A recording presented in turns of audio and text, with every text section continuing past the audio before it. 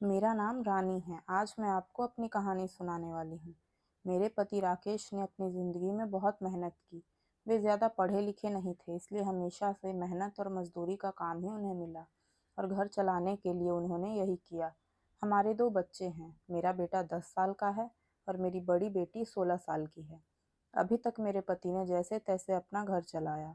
इस उम्र में भी आज भी हम वही हैं जहाँ पहले थे। अगर काम नहीं करेंगे तो खाने को नहीं मिलेगा, घर नहीं चल पाएगा। बेटा और बेटी की पढ़ाई पूरी नहीं हो सकेगी।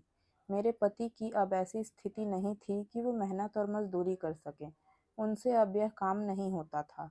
अब हम क्या करेंगे? कैसे अपनी ज़िंदगी को आगे बढ़ाएं? कैसे कमाएं? मुझे और मेरे पति को यही चिंता खाए रहती थी। फिर मुझे एक दिन बैठे-बैठे यह ख्याल आया कि क्यों ना हम एक छोटा-सा ढाबा खोल लें, शहर के बाहर जहाँ से वाहन और गाड़ियाँ आती-जाती हैं।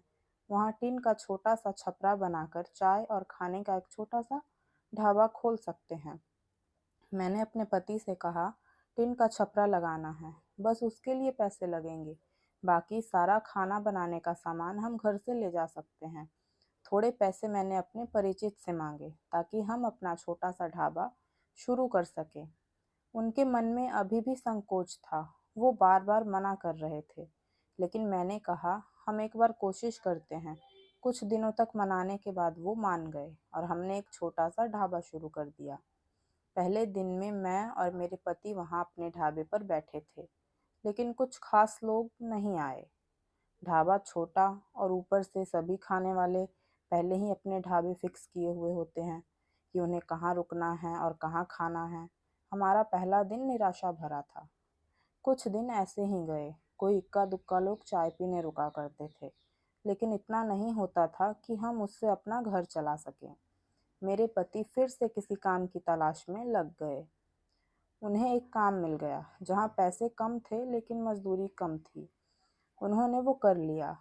अब मैं अपने बेटे और बेटी के साथ वहाँ जाने लगी। हमने हिम्मत नहीं हारी और धीरे-धीरे कुछ लोग हमारे यहाँ आने लगे। 1 महीने में ग्राहक और भी ज़्यादा आने लगे।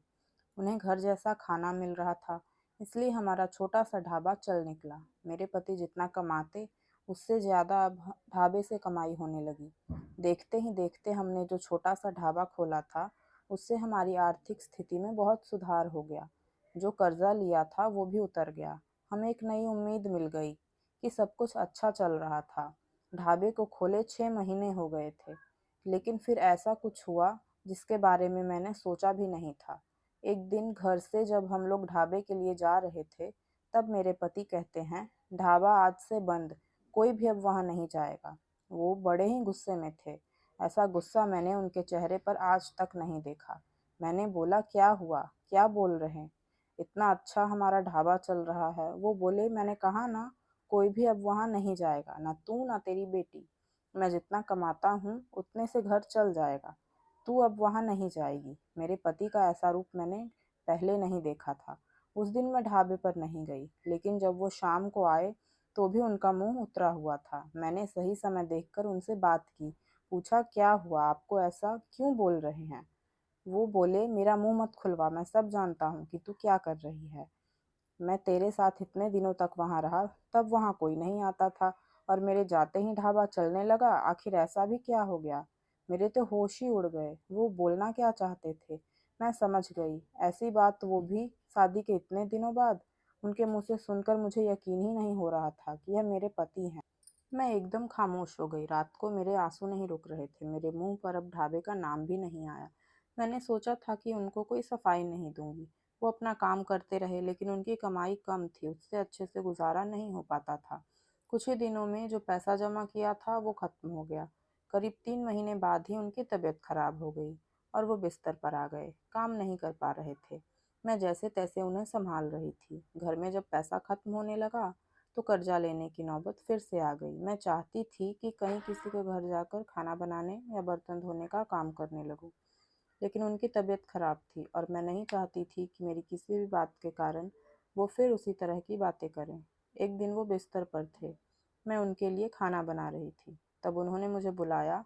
बोले, मैं जानता हूँ उस दिन की बात तुम्हें बहुत परेशान कर रही है।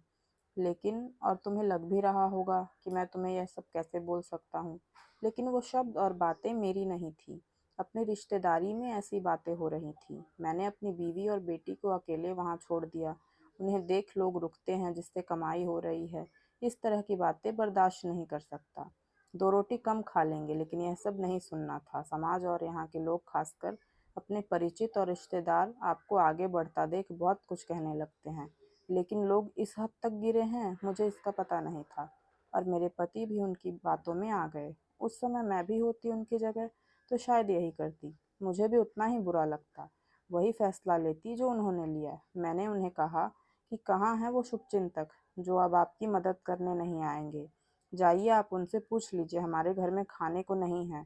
आपकी तबीयत खराब है, आप बताएं कौन आया अब हमारी मदद करने। दुनिया किसी को खुश नहीं देख सकती, और अगर कोई मेहनत करके आगे बढ़ता है तो सारे प्रयास करके उसे पीछे धकेलने की कोशिश करते हैं। और आप उनकी बातों में आ गए। वो लोग सफल हो गए। सबको बात बनाना आता है। अगर हम भूख से मर जाएंगे तो भी उन्हें यह बातें मिल जाएंगी। वे लोग कुछ समय तक बोलते। अगर हमें कोई फर्क नहीं पड़ता तो वो थक कर हार मान लेते। वो पीठ पीछे ही इस तरह की बकवास कर सकते हैं। उस दिन मेरे पति की आंखें खुल गईं। उन्होंने कहा कि तुम सच बोल रही हो, मैं ही पागल था। लोगों को सफाई देने और उनके आगे अच्छा बनने में अपना ही नुकसान करा लिया। जब हम गलत नहीं हैं तो हमें सफाई क्यों देना, क्यों डरना। मुझे माफ़ कर दो। हमें नहीं, उन्हें बदलना होगा अपनी सोच। और अगर नहीं बदले तो हमें क्या, हमें अपने कर्म करते रहना चाहिए। क्या अब हम फिर से कुछ कर सकते हैं? मेरे पति बोले, मैं भी अब तुम्हारा साथ दूंगा अगर तुम चाहो तो। मैंने हाँ कहा और फिर एक बार कोशिश की। थोड़ी मुश्किल हुई, लेकिन धीरे धीरे गाड़ी फिर पटरी पर आने लगी। अगर आपको कहानी अच्छी लगी तो लाइक करें, शेयर करें और चैनल को सब्सक्राइब करें और कमेंट करके ज़रूर बताएं।